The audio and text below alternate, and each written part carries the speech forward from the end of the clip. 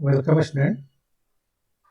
आज हम mixer grinder के बारे में पढ़ेंगे और आज का हमारा जो टॉपिक है वो है मिक्सर ग्राइंडर। हम इस टॉपिक के अंदर देखेंगे कि मिक्सर ग्राइंडर के अंदर क्या क्या पार्ट होते हैं, कैसे हमारा मिक्सर ग्राइंडर वर्क करता है और इसमें इसका केयर एंड मेंटेनेंस कैसे रखा जाता है, क्या क्या इसमें खराबियां आती है और उसको हम कैसे दूर करते हैं।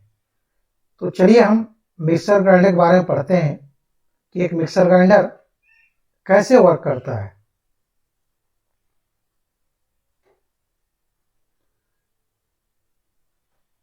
अब working construction of mixer grinder, एक मिक्सर ग्राइंडर के में क्या क्या पार्ट्स होते हैं और मिक्सर ग्राइंडर वर्क कैसे करता है। तो यहाँ पे जैसे अगर हम इसके पार्ट्स के बारे में बात करें तो एक मिक्सर ग्राइंडर के अंदर इसमें जो मेन पार्ट जो आता है वो आता है आपका मोटर। जो इस मिक्सर ग्राइंडर के अंदर मोटर लगा होता है, ये मोटर कुछ इस तरीके से होता है और इस मोटर की जो बनावट जो होती है, उसका कंस्ट्रक्शन जो होता है, ये इस डायग्राम के अंदर पूरा एक एक पार्ट इसमें आपको दिख रहा है कि इसमें ये इसके अंदर फील्ड वाइंडिंग होती है, स्टेटर वाइंडिंग जिसको हम फील्ड वाइंडिंग कहते हैं। ये 2 पोल का वाइंडिंग होता है, एक ऊपर में कॉइल लगा हुआ है और जस्ट इसके नीचे एक कॉइल लगा होता है। तो ये मात्र 2 पोल की वाइंडिंग होती है इसके अंदर में। उसके बाद यहाँ पे इसका शाफ्ट, ये शाफ्ट आपको दिख रहा है, ये आर्मेचर है, इसके अंदर वाइंडिंग होती है आर्मेचर का। और ये कम्यूटेटर है, कम्यूटेटर के ऊपर कारण ब्रश लगा होता है। ये इसका लेमिनेटेड स्टील का ये कोर तैयार किया जाता है, स्टेटर कोर। और ये स्टेटर कोर पतली पतली लेमिनेटेड शीट का ये बना हुआ आपको दिख रहा है। ये कुछ इस तरीके से आपका इसमें मोटर का दिखता है आपको। और इसके फील्ड वाइंडिंग से टर्मिनल लेने के बाद हम यहाँ से अलग अलग टर्मिनल क्या करते हैं, बाहर निकाल लेते हैं। तो ये तो मैं आपको इसका कंस्ट्रक्शन के बारे में बताया। तो बेसिकली इसमें अगर इसका पार्ट्स देखा जाए तो इसमें मोटर, उसके बाद ये आपका सेलेक्टर स्विच जिसके थ्रू हम मोटर को ऑन ऑफ करते हैं और अलग अलग स्पीड में हम इसको क्या करते हैं, ऑपरेट करते हैं। इसके बाद यहाँ पे आपको नीचे में इसके तलवे में, तली के अंदर नीचे क्या होता है, सबसे नीचे यहाँ पे क्या होगा कि एक आपका डिवाइस लगा होता है और उस डिवाइस को हम क्या कहते हैं, ओवरलोड रिले डिवाइस। ये ओवरलोड रिले डिवाइस कैसे वर्क करता है कि जब मोटर आपका कभी ओवरलोड होगा तो ये इसमें एक पिन टाइप का होता है नीचे तलवे के अंदर, वो पिन बाहर निकल जाता है और पिन को बाहर निकलते ही आपका मोटर क्या हो जाएगा, ऑफ हो जाएगा। तो इससे मोटर हो गया, सेलेक्टर स्विच हो गया, ओवरलोड रिले डिवाइस हो गया। और यहाँ पे ये शाफ्ट है, शाफ्ट के ऊपर कपलिंग लगा होता है और इसमें ये जो 3 अलग अलग जो जार दिए हुए हैं, ये जार में भी नीचे कपलिंग लगा होता है। तो इसको हम मेल कपलिंग बोल सकते हैं और जार के अंदर जो कपलिंग लगा होता है इसको फीमेल कपलिंग बोल सकते हैं। और इस जार को हम क्या करते हैं कि इसके अंदर स्लॉट के अंदर ऊपर में स्लॉट बना होता है, उस स्लॉट में लगा करके जार को क्या कर देते हैं, फिक्स कर देते हैं। तो इसके ऊपर जो कपलिंग जो लगा होता है और जार के अंदर कपलिंग, दोनों एक दूसरे को ऐसे मैच कर जाते हैं।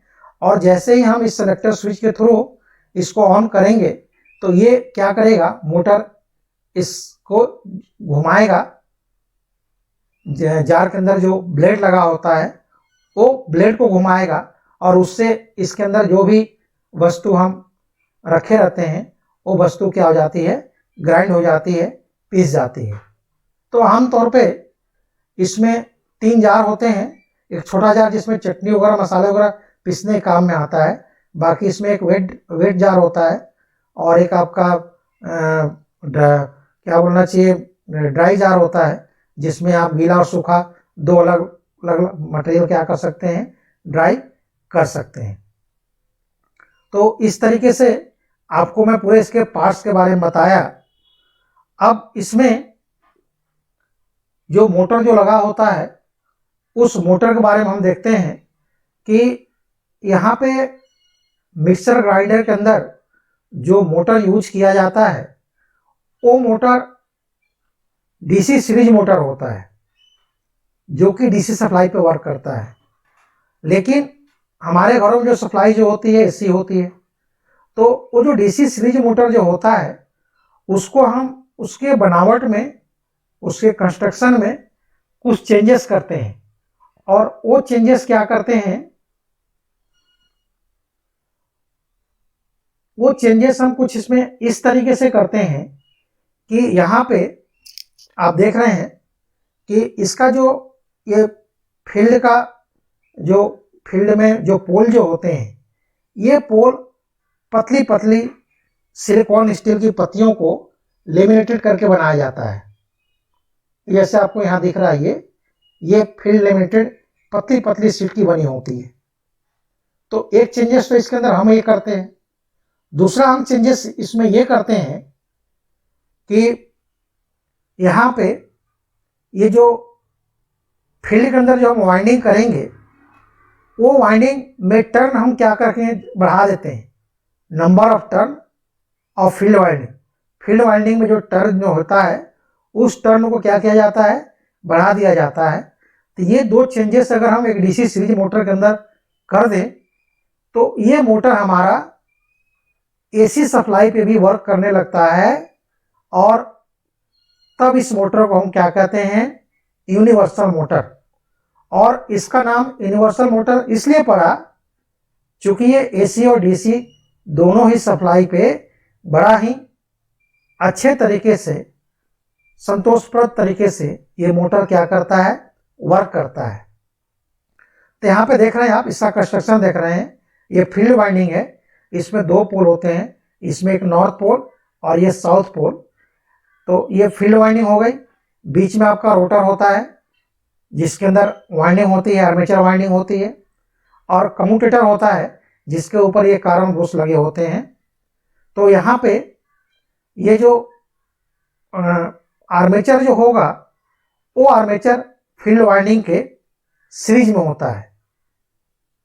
तो इस तरीके से इसको आर्मेचर को फील्ड वाइंडिंग के सीरीज में कनेक्ट करके यहाँ पे हम क्या करते हैं, इसको चाहे हम एसी सप्लाई दें चाहे डीसी सप्लाई दें, दोनों ही सप्लाई पे ये जो मोटर है बड़ा सही तरीके से वर्क करता है। तो इस तरीके से यहाँ पे जो मोटर जो लगा होता है इस मिक्सर ग्राइंडर के अंदर, वही मोटर इस मिक्सर का मेन पार्ट है, ग्राइंडर का मेन पार्ट है। उस मोटर को हम क्या कहते हैं, यूनिवर्सल मोटर। चूंकि ये एसी और डीसी दोनों सप्लाई पे काम करता है, इसीलिए इसमें हम क्या करते हैं, इसका नाम यूनिवर्सल मोटर रखा जाता है। दूसरा, इस मोटर की खासियत क्या होती है कि इस मोटर को आप चाहे आप लोड कंडीशन में चलाएं चाहे अनलोड कंडीशन में चलाएं, मोटर में किसी प्रकार का कोई प्रभाव नहीं पड़ता। दोनों ही कंडीशन में आप इसको ऑपरेट कर सकते हैं। तो ज़्यादातर तौर पे हम मिक्सर को कभी विदाउट लोड नहीं चलाएंगे। कुछ नुकसान तो नहीं होगा, लेकिन उस पर हम लोड डाल के ही मिक्सर को ऑपरेट करना चाहिए। और इसका जो टॉर्क जो होता है, इसका स्टार्टिंग और रनिंग टॉर्क, ये स्टार्टिंग और रनिंग टॉर्क अन्य सिंगल फेस मोटर के अपेक्षा काफ़ी अच्छा होता है। और ये मोटर बहुत कम करंट लेकर के बहुत अच्छा टॉर्क क्या करता है, प्रोवाइड करता है। तो इस तरीके से एक यूनिवर्सल मोटर के अंदर जो टॉर्क जो होता है वो मोटर द्वारा ली गई करंट के वर्ग के समानुपाती होता है। तो यहाँ पे इसका जो मोटर का जो स्टार्टिंग टॉर्क और रनिंग टॉर्क जो होता है वो काफ़ी अच्छा होता है। तो ये एक बहुत बड़ा रीजन है मिक्सर ग्राइंडर के अंदर यूनिवर्सल मोटर यूज करने का। इसका दूसरा जो रीजन ये है कि मोटर बहुत वेट में हल्का होता है, बहुत कम पावर का होता है। इसकी जो बनावट जो होती है वो क्या होती है, बहुत ही सिंपल होती है। और ये मोटर एसी और डीसी दोनों ही सप्लाई पे बड़े ही अच्छे तरीके से वर्क करता है।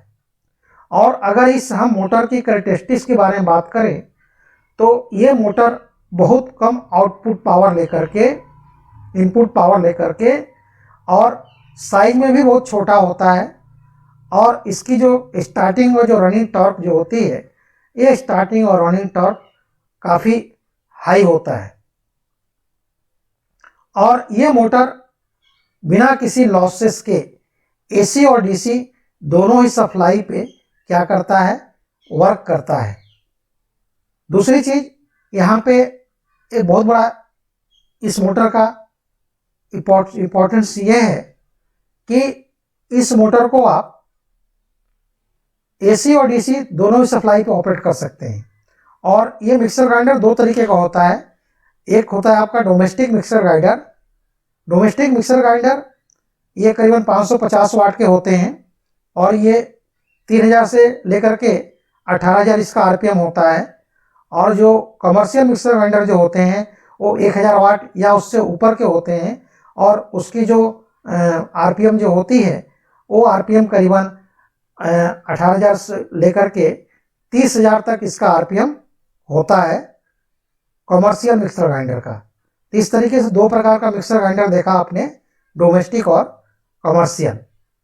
तो यहाँ पे जो डीसी यूनिवर्सल मोटर की हम बात कर रहे थे, तो ये यूनिवर्सल मोटर अगर हम इसको एसी पे भी चलाते हैं, डीसी पे भी चलाते हैं, लेकिन डीसी पे जब इसको ऑपरेट करेंगे तो ये मोर इफिशिएंट होता है, काफ़ी ज़्यादा मतलब इफिशिएंसी मिलती है एसी में ऑपरेट करने की अपेक्षा। तो आप अपने घरों में जो मिक्सर ग्राइंडर जो यूज करते हो, उस मिक्सर ग्राइंडर को आप एसी सप्लाई पे भी ऑपरेट कर सकते हो और डीसी सप्लाई पे भी ऑपरेट कर सकते हैं। तो इसमें एक मतलब हम डिसएडवांटेज भी बोल सकते हैं कि कभी आपने जब मिक्सर ग्राइंडर को यूज किया होगा तो आपने देखा होगा कि जो कम्यूटेटर जो होता है उसके ऊपर स्पार्क बहुत ज़्यादा निकलता है, क्योंकि उसको हम एसी पे ऑपरेट कर रहे होते हैं। और अगर उसी मिक्सर ग्राइंडर को अगर हम डीसी पे ऑपरेट करेंगे तो उसमें उतना अधिक स्पार्क डेवलप नहीं होगा। तो इस तरीके से मैंने आपको मिक्सर ग्राइंडर के बारे में बताया, ये कैसे वर्क करता है। और इसमें एक जो ओवरलोड जो डिवाइस मिक्सर के नीचे तली में लगा होता है, वो डिवाइस कैसे वर्क करता है उसको थोड़ा सा आपको बता दूं मैं। उसमें आपने देखा होगा कि मिक्सर ग्राइंडर के नीचे एक पिन होता है जिसको हम ओवरलोड रिले या ओवरलोड डिवाइस बोलते हैं। वो पिन शुरू में अंदर होता है, जब वो अंदर होगा तो कॉन्टैक्ट आपका बना रहेगा, नॉर्मली क्लोज होगा वो, और मोटर आपका वर्क करेगा। जैसे आप सिलेक्टर स्विच के द्वारा उसको आप अलग अलग स्पीड पे घुमाओगे तो मोटर क्या होगा, रोटेट होगा। लेकिन यदि आपका मिक्सर ग्राइंडर में ओवरलोडेड हो रहा है, बहुत ज़्यादा आपने उससे ऊपर लोड डाल दिया है, उस केस में क्या होगा कि यहाँ पे एक इंडिकेटर होता है। वो इंडिकेटर आपको ग्लो होकर के ये दिखाता है कि आपका मिक्सर ग्राइंडर ओवरलोडेड हो रहा है। और उस ओवरलोड कंडीशन में वो पिन क्या होगा, बाहर निकल जाएगा। जैसे ही पिन बाहर निकलेगा तो मोटर क्या हो जाएगा, बंद हो जाएगा, मोटर को पावर सप्लाई मिलना बंद हो जाएगा और आपका मिक्सर ग्राइंडर जो है वो ऑफ हो जाएगा। तो इस तरीके से ये ओवरलोड डिवाइस वर्क करता है और आपके मिक्सर को ओवरलोड होने से बचाता है। क्योंकि अगर ओवरलोड कंडीशन में हम मिक्सर को रन करेंगे तो हमारा जो ग्राइंडर है, मोटर की जो वाइंडिंग है, वो मोटर की वाइंडिंग क्या हो जाएगी, जल जाएगी। तो इस तरीके से इसमें ओवरलोड डिवाइस वर्क करता है। और इसमें किसी किसी मिक्सर ग्राइंडर में 5 स्विच दिए रहते हैं। एक ऑफ स्विच होता है, दूसरा आपका पुश इंच स्विच होता है, और बाकी 3 अलग अलग स्पीड के लिए लो, मीडियम और हाई उसके लिए होते हैं। तो जो पुश इन स्विच से क्या होता है कि जब तक स्विच को पुश करके रखोगे वो ग्राइंडर आपका रन होगा, जैसे स्विच को छोड़ देंगे ग्राइंडर क्या हो जाएगा, आपका ऑफ हो जाएगा। तो इस तरीके से जब हम जार को मिक्सर में लगाते हैं तो उसको लॉक करने के बाद हल्का सा उसको पुश स्विच दबा करके हमको देख लेना चाहिए कि अच्छे तरीके से लॉक हुआ है कि नहीं, क्योंकि अगर अच्छा तरीके से लॉक नहीं होगा तो कपलिंग को तोड़ करके बाहर निकल सकता है वो। तो इसीलिए हम उसको इंच पुश स्विच होता है, उसको पुश करके उसको हम क्या करते हैं, ग्राइंडर को हल्का हल्का क्या करते हैं, रन करते हैं। तो इस तरीके से आपको एक मिक्सर ग्राइंडर के बारे में काफ़ी अच्छे तरीके से मैंने समझाया इसमें। और रही बात इसके मेंटेनेंस की, तो एक मिक्सर ग्राइंडर के अंदर काफ़ी लंबे समय तक किसी प्रकार का कोई मेंटेनेंस करने की आवश्यकता नहीं पड़ती है। बस टाइम टू टाइम आपको उसके जार को क्लीन करते रहना है।